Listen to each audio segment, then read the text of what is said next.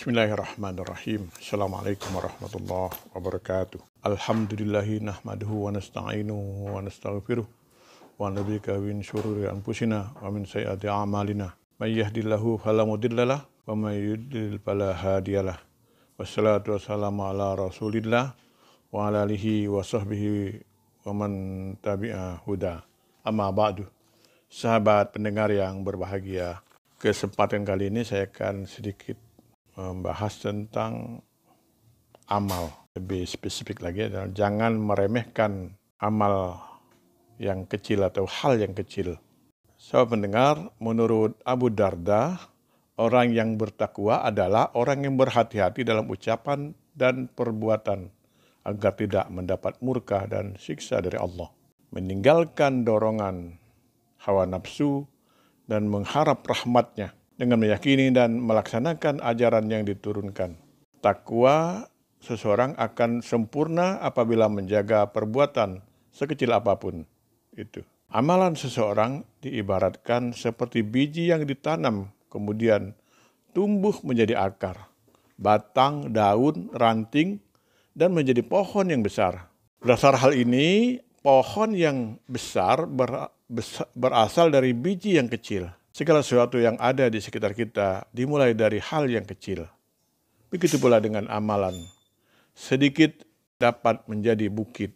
Allah berfirman dalam surat Al-Zalzalah ayat 7 dan 8, "Famay ya'mal misqala dzarratin khairan yarah, wa may ya'mal misqala dzarratin syarran yarah." Ayat ini melarang kaum muslimin menyepelekan hal kecil. Setiap perbuatan baik sekecil apapun akan mendapat balasan. Begitu juga perbuatan yang buruk.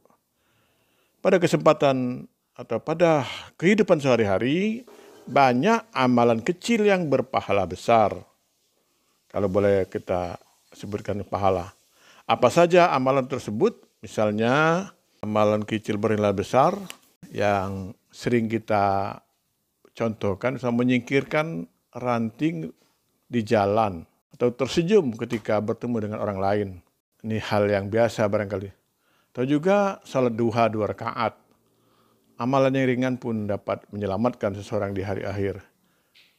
Dari Abu Hurairah radhiyallahu an, Nabi bersabda, 2 kalimat yang dicintai oleh Ar-Rahman, ringan diucapkan di lisan namun berat dalam timbangannya, yaitu subhanallah wa bihamdi subhanallahil azim.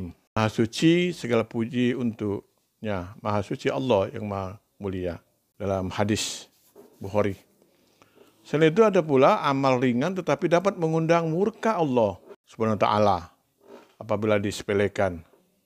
Dari Ibnu Abbas, ia berkata bahwa Nabi pernah melewati satu sudut kota di Madinah atau Mekah. Lalu beliau mendengar suara 2 orang yang sedang diazab di kubur. Beliau pun bersabda, mereka berdua disiksa, mereka menganggap bahwa itu bukan perkara besar. Namun sesungguhnya itu perkara besar. Orang yang pertama disiksa karena tidak menutupi diri ketika kencing, dan orang kedua disiksa karena suka mengadu domba. Hadis Bukhari 216 dan Muslim 292. Sahabat pendengar yang berbahagia, hal baik sekecil apapun jangan disepelekan, sebab bisa saja di dalamnya terletak ridha Allah.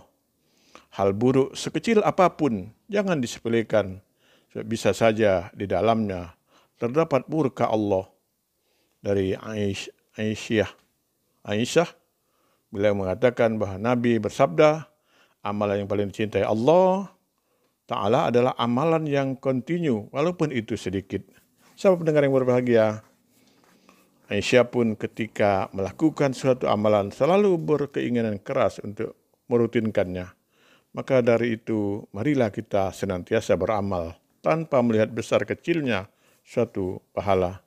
Sahabat pendengar yang berbahagia, kita ibrohkan dalam kehidupan kita sehari-hari barangkali.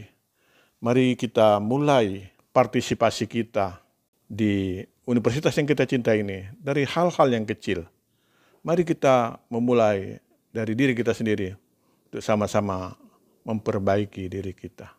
Nasir minallah wa fatun qarib. Wassalamualaikum warahmatullahi wabarakatuh.